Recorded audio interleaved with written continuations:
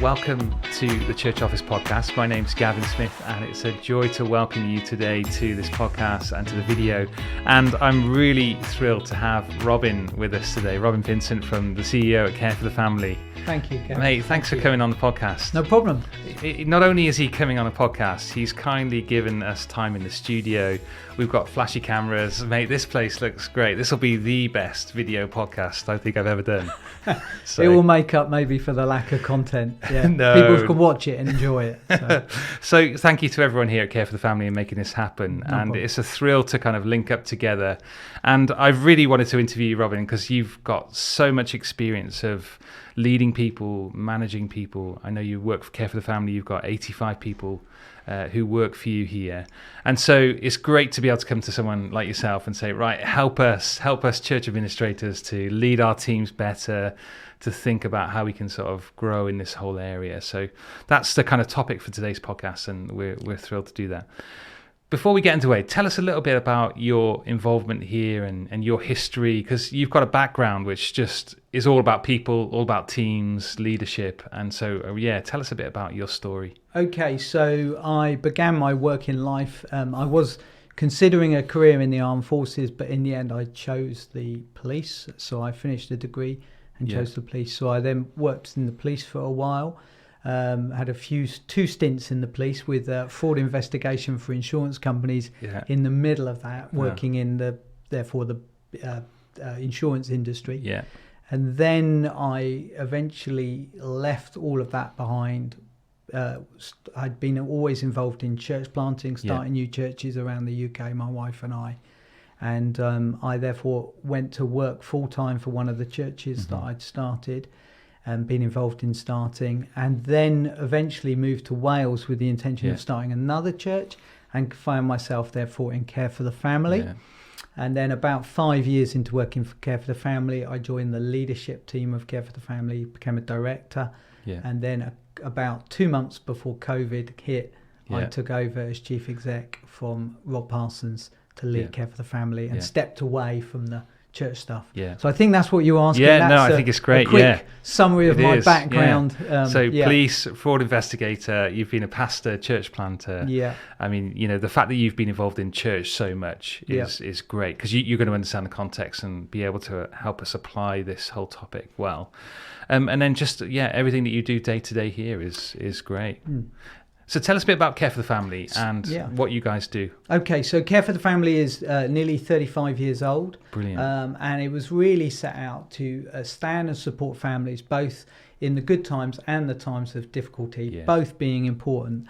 I think one of the intentions was, instead of just being, as it were, it's often been said, like an ambulance at the bottom of the cliff, could we help build a fence at the top of the cliff for families, maybe bring stuff that would be helpful to them, content, teaching, resources that would be helpful to them to apply into their own family life, that might prevent things happening, that might enable better outcomes for their family or families in the community.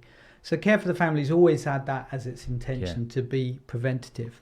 But at the same time, a real recognition that actually life doesn't always go the way we'd hoped, expected, that many people, in fact all of us at some point or other, will go through a time of difficulty. Sometimes those periods will last far longer.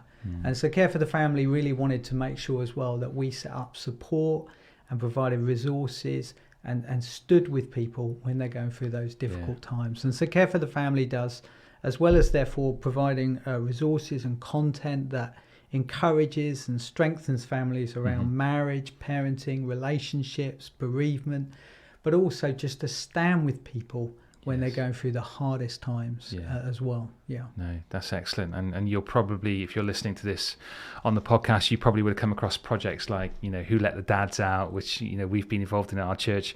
The Kitchen Table Project, these are current projects that are being used a lot. The bereavement support that you talked about, we've had a friend who's come along and used your service, and it's changed her life. And it's been so helpful. So loads and loads of resources. So as listeners, please go out and check out Care for the Family website. Look at what they've got available. Look at how churches can link in. I mean, many churches have linked in. what's the strength of linking in with you in terms of churches? What's those options? I think the way churches can link in is if there's anything we can do to help a church, we will do that. And the best way is to begin a relationship with us by contacting us, saying what their problem is, what their need is, what they're looking for, and then we will try and engage with them to supply them with what they need. We can train people in the community, churches in the community, to do incredible work really with those that aren't in the church as well, families that aren't in the church. I mean, one thing I think to really stress to anybody listening who's not familiar with Care for the Family, if you go on our website and you find any resource that you cannot afford, if you contact us, we will send it to you free of charge. We have literally over 35 years probably given away hundreds and hundreds of pounds of resources that way. In other words, what we want to do is put these resources, put that support into the hands of people who either it will help them directly or they can use it or be trained to use it in a way that help people in their community.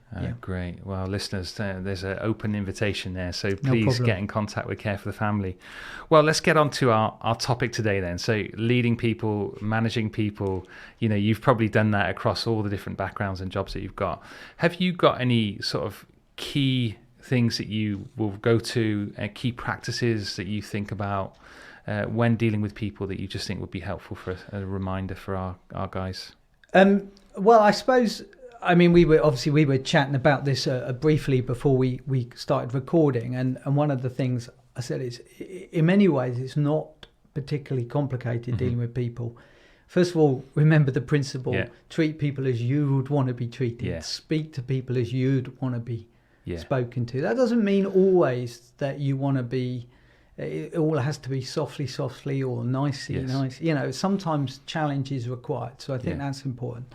I think many years ago, something that immediately comes to mind for me was something that was taught to me by a very experienced pastor from some years back, was when you encounter someone who has stumbled or fallen or made a massive mistake in some way, either think to, first of all, maybe, well, what if that was me? But sometimes, depending on some people, not everybody listening will have children, but maybe they've got a brother or a younger brother or a nephew or a niece or somebody like that, somebody they can relate this to. Imagine it was them. Imagine it was them. How would you want them to feel when they've walked away from that conversation with you, from that discussion with you? And I think that's important. And I applied that principle even in the police when I was dealing with people. I mean, inevitably, I dealt with people who weren't to be reasoned with in that sense. But most people in the end, even when they were difficult at the beginning, by the time they leave your company, which may be several hours later, and it may be after they've sobered up, most people, if you are reasonable with them and treat them with a degree of dignity and respect, then they will do the same. In fact, a phrase in the police that is used time and time again was, behaviour breeds behaviour. And that's so true. And I think that's true in every context, looking after your staff, people, building relationship with them, caring for them. It's not just about getting a job done, is it, necessarily? But Christ's example, isn't it, is perfect for us. He had compassion on people, he loved people, he challenged people, didn't he? And he told truth to people. And so all of those things, we want to be Christ-like in the way that we relate to our staff. Also, so just to say as well, Gavin, is just to jump in on that as well, I think it's really important as well when we're dealing with people, and particularly when we've got a level of responsibility for people, that we are willing to admit our mistakes.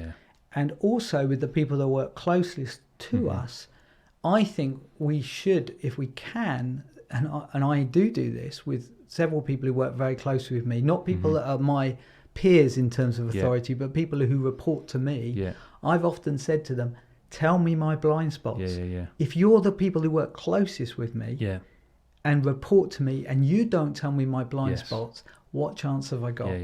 Now, it's taken a long time for me to get to the place where they do it, but it is a gift to me when I get feedback from people that I lead and they tell me what they really think about what I did and how I did it.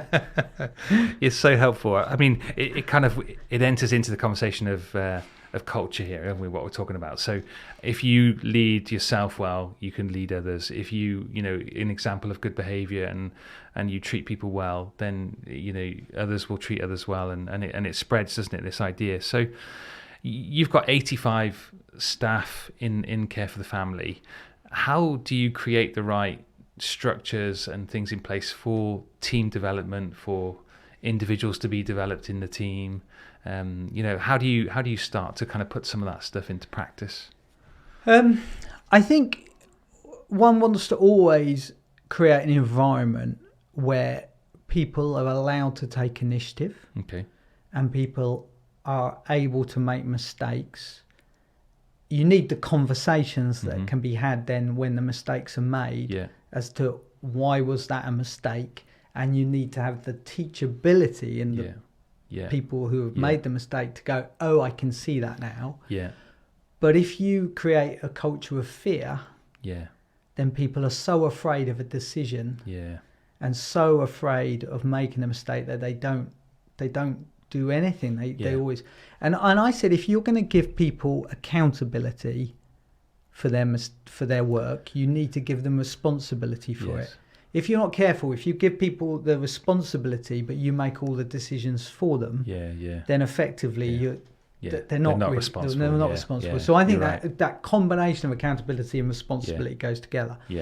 So I mean, there will be development things going on in Care for the Family. I'm not sure I'm as clued up as to what all of those things are, except to say, I think for me in leading, my desire for the culture here is that people would be hungry to grow, hungry for more responsibility, hungry to develop.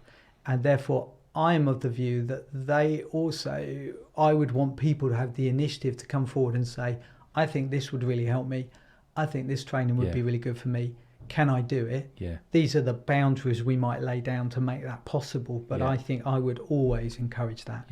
I think huge amounts of it needs to be driven by the people concerned to want to get better, want to know more, want to learn more. And I think that would be the culture we would want here. I love that. Yeah, that's really helpful.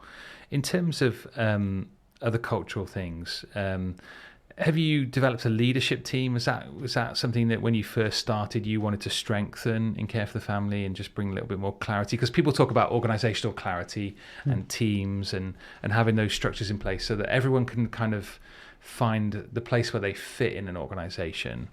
Have you've broken down into different departments, have you, and got different people involved?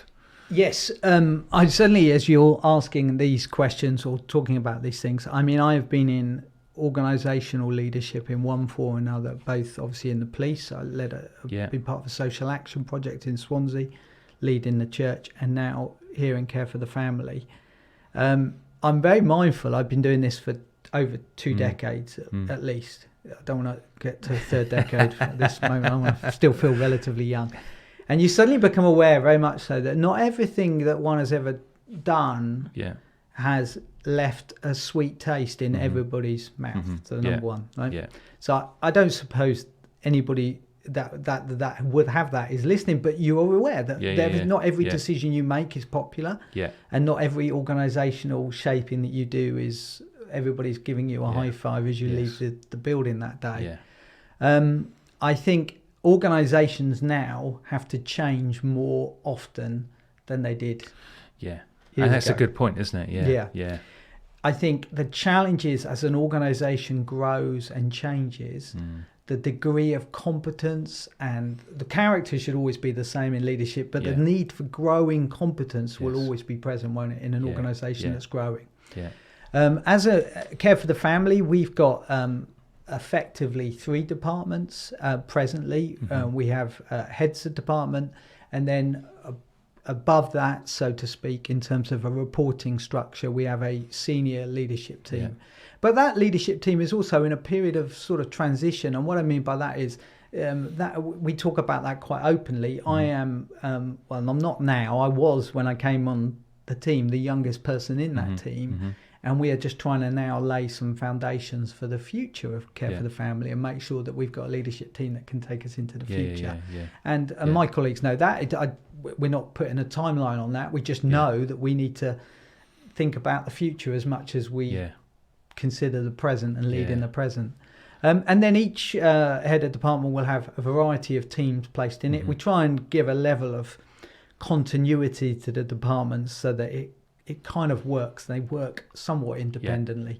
The truth is, I think it's very difficult to get it to the point where everything can just work independently to one head of a department or one decision maker. It just doesn't work like that. I think it has to be a collaboration. And Care for the Family is quite a creative organisation, and therefore I think it's more collaborative.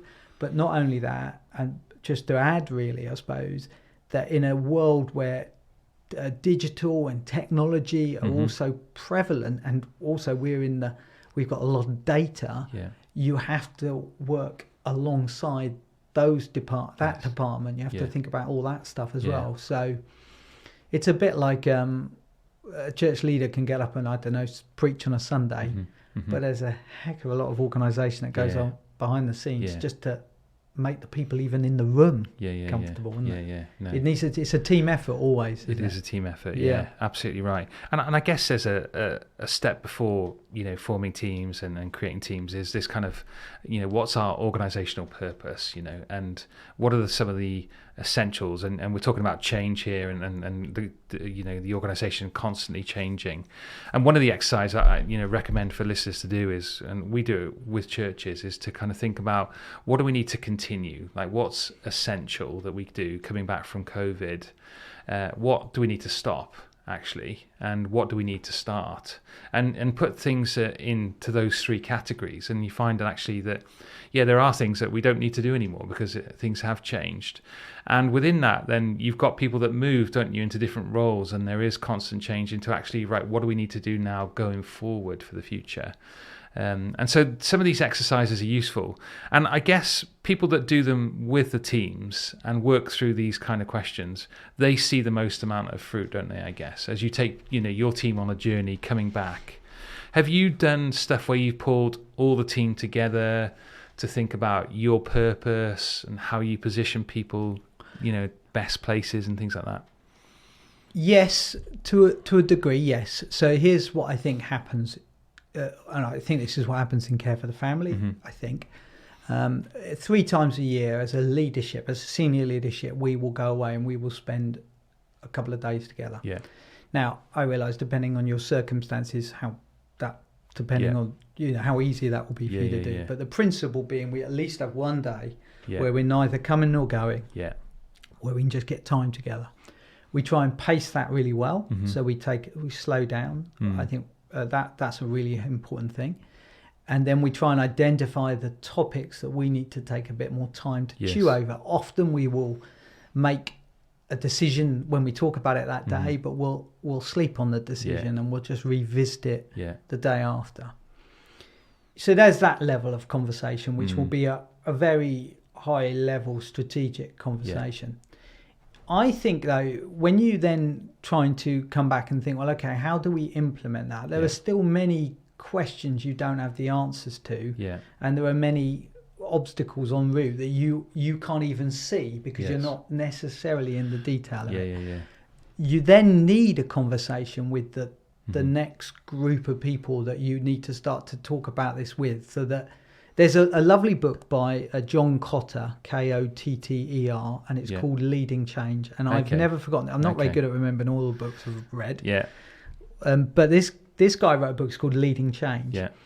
And he talks about the kind of 8 principles that bring about change. And this could be change as in developing the direction of travel or the common purpose or whatever it is.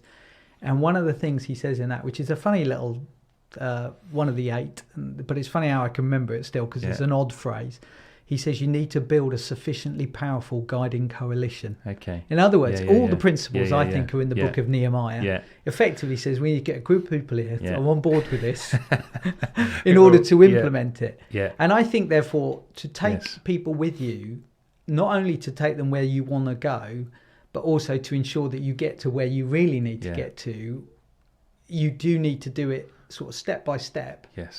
And I suppose a mistake that I've made over the years, and I probably still make it, even if I'm aware of it, is you have talked about something for a long time, mm-hmm. that when you introduce it to the person who is hearing it for the first time, mm-hmm. you don't allow enough time for them yes. to get on board with it, yeah. and to even have their questions Yeah. or their observations or their feedback or their course corrections. Yeah. You just don't. Yeah, that's useful. You've done it for so long. You lived in it for so long. You just Yeah. can't, you know. And I like to get stuff done. Yeah. So I'm desperate just to get stuff done. And I think one has to pause for a minute. And I guess that would be very applicable for administration. Yes. You've planned the way to do this.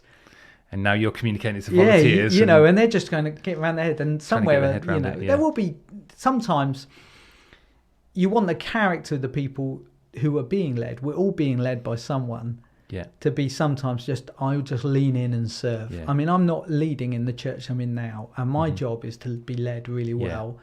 But my job also is to serve and follow really well. Mm-hmm. But sometimes people can ask a really good question. You go, I've not thought of that. And, and you've got to be able to hear it. But if you're not careful, you miss it, don't you? Yeah, no, I think that's really good. And the stuff that you're talking about with your team there, it's useful. And you know, there's so many good kind of management books and management people that say you want to build a cohesive leadership team first. And as you build that, you know, you work through the organization to, you know, everyone understands the purpose, where they fit and what they're contributing to, what you're trying to achieve. So Gavin, can I just say something on that then? One observation I would make then, I said at the beginning, dealing with people is quite simple in the principles. Yeah. And so if I just take it to an extreme, even dealing with people in the police, occasionally when you turn up in the police, you haven't got time to talk to people. Mm-hmm. But actually sometimes it is necessary to take time with people, listen to them, talk to them, and they are far more cooperative and easier to work with. So then you apply it into an organisation. I was actually just talking to a member of staff today. I saw an opportunity. It's going to make me sound like a better leader and manager than I am, but I saw an opportunity. I know this person wants to get better at what they do, and they want to get better at leading people. And I knew that the day before they'd done something. They very get stuff done. They love getting stuff done. They're very, very good at it. But they kind of missed the moment. They just went to let's get the job done. And they spoke to another member of staff. And the other member of staff, great character, wants to help, but was just felt a bit like they wasn't treated very well. And so I just wanted to talk to this individual about it. And the real missing factor was time. The willingness to slow down. Yes. And I would imagine Jesus, being the ultimate people person and the best leader there could be, was pretty good at slowing down. Yeah, you're absolutely right. Yeah. I mean, he did the difficult conversation on the road, I think, with the disciples, didn't he? He said, what were you guys talking about on the road? You know, you can imagine that he just took his time with people, and you need that, don't you, when you're taking people with you? You need to give them time. Yeah, absolutely right. And I think, it's one thing here to recognize that, in a church context, when you work for a church, all your worlds come together, don't you? You're working there, you're a member of this church, all your friendships are in there, your families are. And so when everything's great, it's fine. But when there are challenges or there are things that you need to work through, it does become that bit harder. And you're right, we can be driven by our task list as administrators and miss the people and the time that's needed. And I think that's a really helpful piece of wisdom. Yeah, thank you for that. That's great. Communication then is key, isn't it, in leading teams? I mean, everyone wants to be a better communicator, and there's courses and there's all these things. How have you sought to do that? So taking time with people is part of leading into this conversation, but communicating to your teams, how often are you touching base? Annual reviews, what kind of things do you have in place structure-wise that will help you in this area? So I would almost certainly imagine every team has a team meeting every week. I'm almost certain of that. And one of the reasons I would say I know that without me, like I said, I mean, these, there are guys who've got responsibility to lead their team. So I would expect that to be happening. For me, one of the things I asked to do is I asked to be invited into those team meetings. So I shall, by the end of this year, have sat in every single one of the team's meeting. Every team meeting I can get into, I will at least be there. And my role of being there is to say, look, I'm here. You might want to ask me a question. you don't want to ask in any other context. So that's number one. I think that's really key, because you're getting relationally with people in that way. And you're not trying to take over their team meeting. You're just there to say, I'm here, I'm interested. I'm interested in your world. What you guys are doing. And what you guys are doing. Yeah. We do have we have an intranet, which is like a internal, website, as it were, Care for the Family. And we recently introduced this year questions for, I think it's called Questions for Robin. It's not very creative, but it does what it says on the tin. Yeah. But we've said to people, you can put a question on there and ask any question. I will receive that question. It will come to me directly. And you can ask it anonymously, or you can put your name. If you put your name, I promise you, whether I can't answer it or whether it's not the answer you want to hear, I will come back to you. Yes. So when I get those questions, I'm really keen to acknowledge the person and just say, I've got your question. Yeah. And I am organised enough to make sure that I don't ever not go back to someone. It might take me 2 months, but I've bought myself 2 months by even saying to them, I've got your questions. We have that level of communication going on. And I think that's a really good thing. Somebody who I led with in a church some time ago said once, why would you not want to know what people are thinking? They're thinking it. You might as well know it. So I'm a massive fan of communication in saying, if you're thinking it, tell me it. Yeah. If you're not happy, tell me. You might as well tell me. Yes. I can only respect you for telling me. Yeah. And then I think as well with communicating with people, and I did this when I was leading a small team here, but I think it applies whether you're leading a small team, whether you're whatever responsibility you've got for communicating to stuff to other people. I think where you can, you should take the opportunity to communicate, even if you don't have the whole answer or all the information. Yeah. So I took the opportunity, even this week, just to acknowledge the staff that we're really aware of some of the challenges currently for people living in the UK. Yeah. And I don't have all the answers for it yet, but I wanted to assure them that there was hard work being done, and I want to assure them that we're aware of it. Yeah. Now, somebody will say to me, that's really unwise, because you're in danger of people getting hope deferred makes the heart grow sick. I say, possibly. But the truth is, I want them to know that I'm thinking about it, because I know that if I was them, I'd want to know that I was thinking about it. Yeah. And I think people would rather have a leader that tells them stuff than nothing at all. None of us know what we don't know. Yeah. And so I think that sort of level of communication is really, really key. Yeah. Being involved in that process, isn't it, of decision making, as elders we're thinking about this, so as deacons we can, when we're ready to respond, or administrators when we're going to put something into action, then being involved in that process as you go along does make you feel part of it, and does help you, I think, with the delivery of it. Definitely. It does. And I think when it went into COVID, we had to make some very rapid decisions. And we had to make, some adjustments and changes and adapt and everything else. And I said at the time, or I think I said at the time, guys, we will do all we can to tell you our decision, but we will also tell you why, the rationale behind the decision.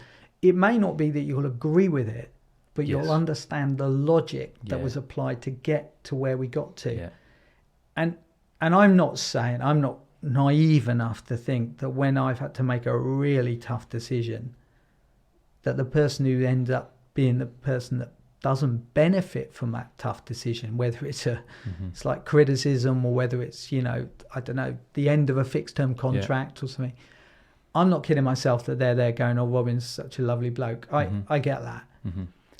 But I try in my mind to at least have the intention, as best as I'm able, that they walk away and go, I may not agree with this decision. I may not even think it's a logical decision or a fair decision, but I cannot question the clarity and the frankness and the honesty that I have been given as to why they did make the decision, whether they agree with me or not. I think people deserve that. Yeah. They deserve that.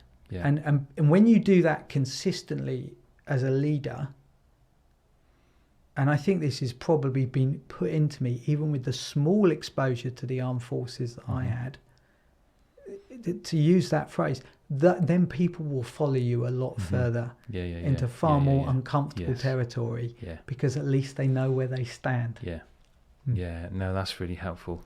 And I think I remember one leader saying to me about his principle was over communicate. So, even if you think you've communicated it once, actually reinforce it, go and have a conversation. And he said to me, have you ever considered how your staff would like to be communicated? Have you ever thought about their preference? So for some of my staff that I'm involved with the church, they want to sit down and have a coffee and chat about it. For others, it's like, send me an email. And so there's different communication preferences. And then even as we roll that on to kind of managing volunteers, it's actually wise to take the time to think, right, how does this person, is change coming? This person really struggles with change. Right, I need to give that a little bit of extra time. And for other people, it's like, oh yeah, right, we're doing that. Fine, okay. Tell me what I can do. And everyone's different, aren't they? And so it's really good, Gavin. That's my takeaway. My background is the police, the army. I've done church leadership, so I've got a little bit. I'm somewhere trying to get closer to Christ. That environment though didn't set me up for let's ever do a lot of. It might. I learned to do on the street softly, as much as you're able, because it's a lot easier, and you don't get blood on your shirt. That's the truth. Or dirty trousers, right? But in terms of the actual environment, it's not really an environment. It's a structured environment with orders you follow. So I think that's a really wise bit of advice you've just given, really, because I think then when you come out of that context into another culture, which you care for the family, you do have to consider all those things. I don't know how good I am always at doing that. I can be, I've done led churches. I can be very but to try and transfer it over into an organisational role sometimes is probably a little bit harder for me sometimes. I was saying to someone earlier today, one of the things I'm very aware of is when you lead an organisation is you can't just walk to the photocopier with a grumpy face anymore. When you just worked in your thing, you could be all right. And now you've got to be this all singing, all dancing, wonderful, chirpy leader, friendly fellow. And that's totally good. I am on board with that. I do smile to myself going, oh, that's hard work at times. Sometimes you just want to hide. Just get on with your job. I love that. Let me ask you a couple of specific questions. So kind of caring for staff and wanting to stretch staff, those kind of, I find that internal conflict sometimes. You think, I'm not sure how they're doing, but I need to, or there are seasons where actually I need to put a little bit more demand on them, and I know that's going to be a struggle. So this kind of, helping in those two aspects of, care in a season, but stretching and pushing people to be better. Any thoughts around that? Because that's, administrators are going to be managing one or two people, and we're very familiar with different people, and, probably a lot of people have been involved in posts for a number of years. And so you're in a pattern. But actually, how do you get more and more out of people and make more people successful as well, I guess, in that? Yeah. Well, my responsibility, I think, at Care for the Family, number one is remember there are people. Remember they've got families. They've got people they love. So that was one of the things we emphasised in COVID, that I've got two responsibilities. One, to make the organisation effective, to be a good steward of the funds and the resources that the supporters have given us. So that's really good. But of course, at the same time, is to care for the staff and make sure that they feel loved and cared for. And this is a lovely place and a great place to work and a mission worth giving your time and energy to. I think, therefore, in leading an organisation, you need to know that both are happening and people have got focus on both. So I've got people who will probably give more time and energy to thinking about how do we care for staff and look after staff. And I've got other people who I know will give more time and energy to how to make sure it runs effectively. And I think you need both. Many years ago, I had to do some work around preparing a kind of risk management thing to do with what if we lost someone in a key member of staff in whatever form, we just lost them and they became unavailable. Well, how would we handle it? And I realized when I prepared that you need both elements. Yeah. Because then the people who are charged with the responsibility of keeping the organization running can do so knowing that someone else is thinking about the care of the people that are affected by this. Yeah. And so for me, I've always remembered doing that exercise, never had to really employ it to the degree that I had to do the work for it. But I remember learning something about that. You need both going on. I think the challenge is at the higher level of leading is to try and keep both in your mind and your heart as you go. Yeah.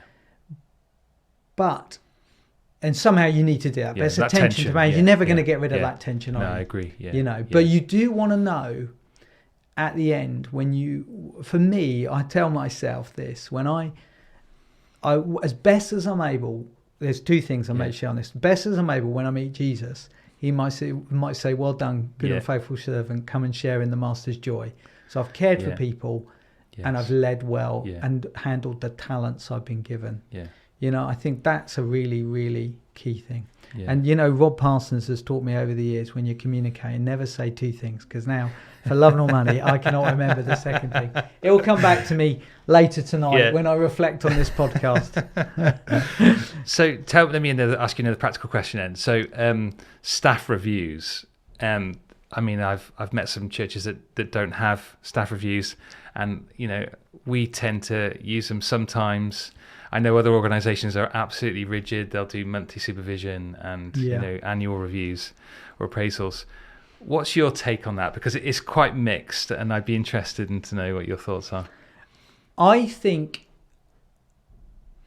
staff reviews have got a benefit insofar as I think people want to know you care. Yeah. I think when people don't have any structure to feeling like they are going to get time with their manager, their supervisor or whatever, I think they feel like they've lost out. The truth is, though, most staff reviews, the conversations that are needed, if they're difficult ones, should have been, in fact, even if they're good ones, should have been happening all throughout the year. I have written quite a few cards to staff. I think it has surprised me when I walk around this office sometimes and I see my card on the desk of the people I've written to. Now, it's not because I think, well, a bit of me goes, gosh, it reminds me how powerful my words can be as an individual. I'm more reminded of how important it is to thank people for what they do. Everybody wants to be thanked. Everybody wants to be encouraged. Yes. And I think staff reviews serve that purpose. Yeah. I am never quite sure where I land with goals. I think they can be useful. My biggest problem with goal setting, in my mind, is you and I've been there, sitting there with people that set goals for me, or I've come up with goals that I've got to do, you know, or whatever. Is I often think to myself, well, okay, well, I get to the end of the year and the goals are achieved. What was? I didn't really see how that benefited the staff review personally. I think there's a real value in sitting down and saying, this time is for allow you to speak really honestly and know that we've got a structure here that says you can talk to us and tell us what you think and how you feel about your role and your work at Care for the Family and even Care for the Family. And I think it allows that. So my feeling would be staff reviews encourage conversation. Ideally, you want staff reviews where you go, well, we feel almost a bit like we're already doing this. But again, I still don't think we should rob people of a staff review, even if we think we're doing the best conversations ever. You know? And I think it's good. It gives you kind of, I guess, a set point or a milestone to say, right, here's some encouragement. Let me hear how honestly how I'm doing as a leader, which we've already talked about, that disposition, but also, how do we move forward? How do we better you? And I think they can be useful, but you're right. If you can build a culture where those conversations are happening, where there's regular encouragement, where there's regular challenge to say, I think you could do this better. How do we bring excellence to this? You know, how do we reflect God more in the quality of something that we're delivering or something that we're serving in? You do want those points. So if you're a busy organisation, I guess having staff reviews in a fixed point will serve you, you know, because you are. But I guess for lots of church administrators, you know, sitting down with staff, having conversation, giving time, All of these things can still be achieved, along those kind of lines, rather than a set structure. So an observation I make, and I don't know how you would apply this, a church administrator, but an observation I would make as a church leader of old and being around church leadership for a while, I don't think the fundamentally the employee of the church leader is often the trustees. Yeah. And actually, I think it's interesting for trustees. I don't think they need to do performance reviews, but I think there's a real opportunity there for them to meet with people that they're employing and just encourage them and just say, are you okay? Yeah. Are you pacing the race? Yes. Are you doing all right? Yeah. How do you feel? Yeah. And I think we miss those moments where we could do that as a regular thing. Yeah. And if the problem with staff reviews is you've got to do it consistently. Yeah. If you do it once and then you miss the next 3 years, which is the risk in churches, isn't it? And volunteers, when you're dealing with volunteers, is you miss those things and then people start to, you should never have started what you can't finish. Better not to. You just do more harm than good, don't you? Yeah, you do. You do more harm than good. Give an opportunity to speak and then you're just taking it away for the next few years. It's like earlier, if I couldn't remember the 2 things I should have said, I should never have said 2, because everybody's there going probably now still thinking, what's the second thing? Yeah. Trust me, I'm also trying to remember it, but I can't.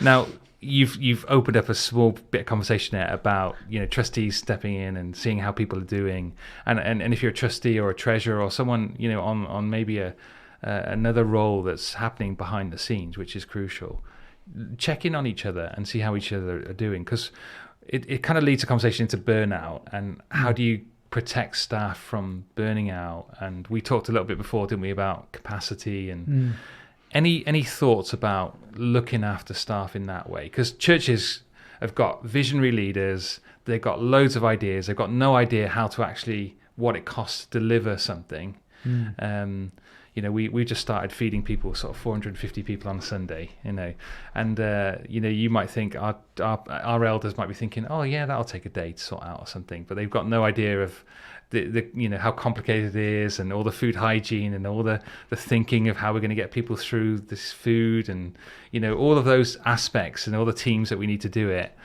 So we've got these great visionaries, and then you're the person in your organization who's got to deliver it, and you might be the only person for some people listening. Burnout is a reality at some point, for some people. So finish on this. Any thoughts here that you've got? Any wisdom? Because I think you're going to have something here.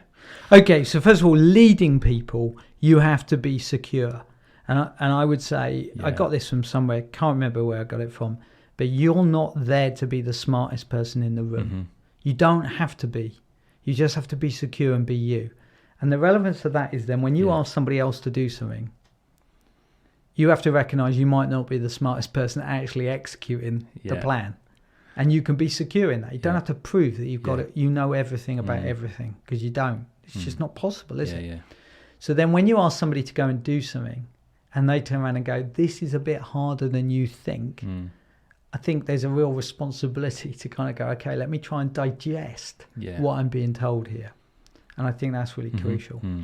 I think then that enables a conversation to go on about what are the boundaries by which we work and operate here. What is reasonable and what is not reasonable. Yes. And there's a couple of practical questions then, aren't there, about how scalable is what we're doing here, and how dependent is it on this one person? That's it. And when we're insecure, whatever stage we're at in that process, when we're insecure, we often try and hold on to things. Yeah, it's true. Or try and prove that we can do it all because we want to prove our worth, don't we?